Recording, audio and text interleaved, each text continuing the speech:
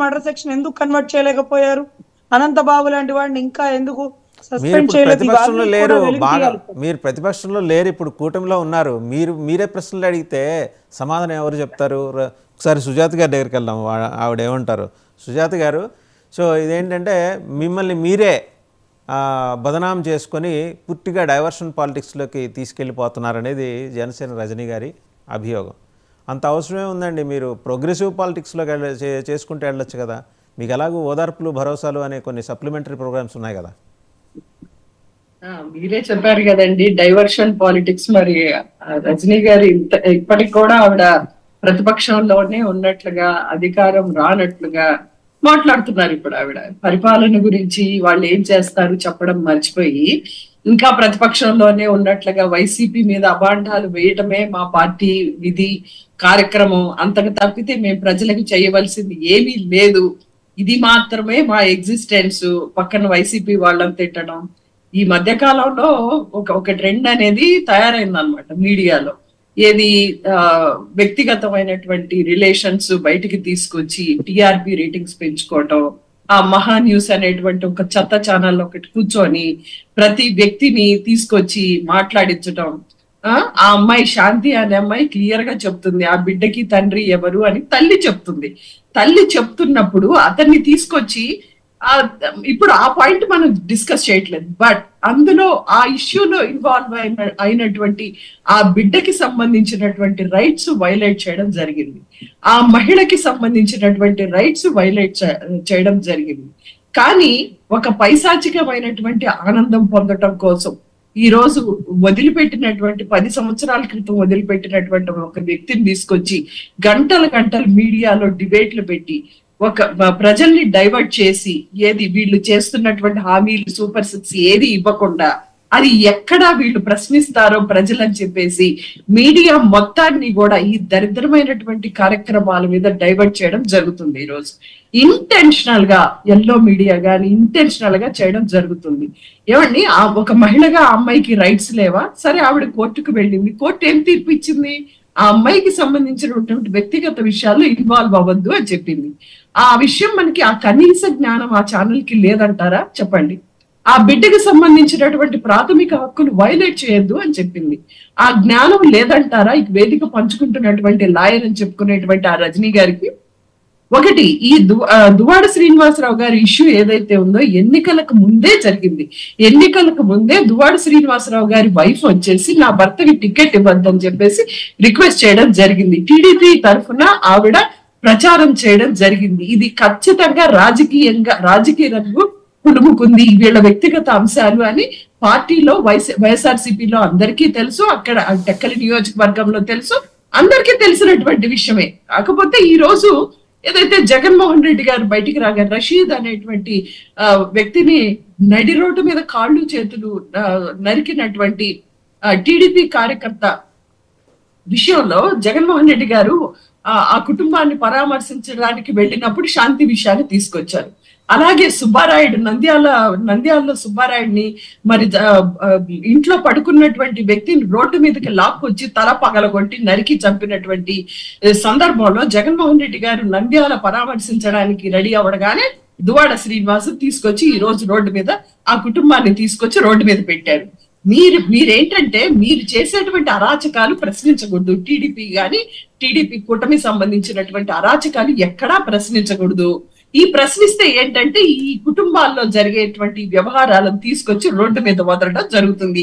Intentional గా yellow media చేస్తున్నటువంటి రాజకీయం ఇది. ఈ శాంతి భద్రతల్ని ప్రశ్నించకూడదు. మీరు చేస్తున్నటువంటి సూపర్ 6 ఏవైతే అమలు చేయలేదు, అమ్మఒడి అమలు చేయలేదు, రైతు భరోసా అమలు చేయలేదు, చిన్న ఉద్యోగస్తులను కూడా ఈ రోజు రాజీనామాలు చేపించి టీడీపీ కార్యకర్తలను ఆ ఉద్యోగాల్లో చేర్పించడం జరుగుతుంది. వాలంటీర్ వ్యవస్థని తీసేశారు, సచివాలయాలు తీసేస్తున్నారు.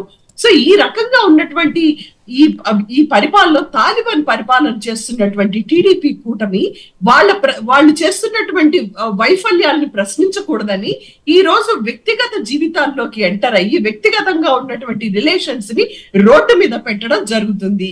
వాళ్ళకి సంబంధించి దువ్వాడ శ్రీనివాసరావు గారి విషయం ఇప్పటికీ అది ఎలక్షన్స్ ముందు కూడా అందరికీ తెలుసు.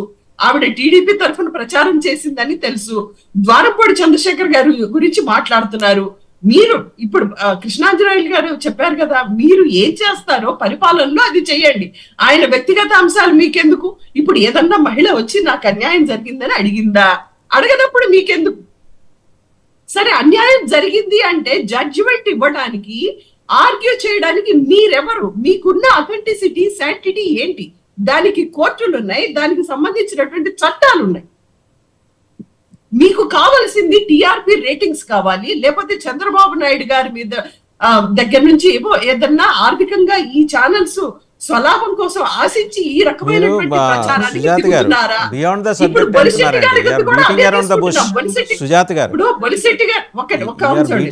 గారి కూడా అదే, ఇప్పుడు నామినేటెడ్ పదవులు ఏదో ఇస్తున్నట్లుగా వార్తలు వస్తున్నాయి. ఈ నామినేటెడ్ పదవుల కోసం చంద్రశేఖర్ గారిని తీసుకొచ్చి ఆయన వ్యక్తిగత అంశాల మీద మాట్లాడడానికి బొలిశెట్టి గారు సిద్ధంగా ఉన్నారు.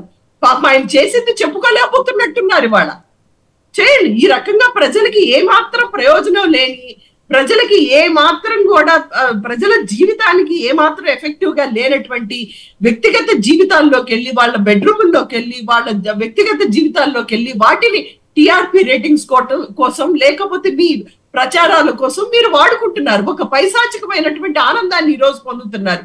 ఈ 3 సంఘటనలో ఎక్కడైతే శాంతి విషయం కానీ, ద్వారపూడి గారి విషయం, దువ్వాడ గారి విషయం కానీ, లేకపోతే రేపు జరగబోయేటువంటి మీరు తీస్తానన్నటువంటి ద్వారపూడి గారి విషయం, ఏ మహిళ అయినా బయటకు వచ్చి మాకు అన్యాయం జరిగిందని అడిగిందా?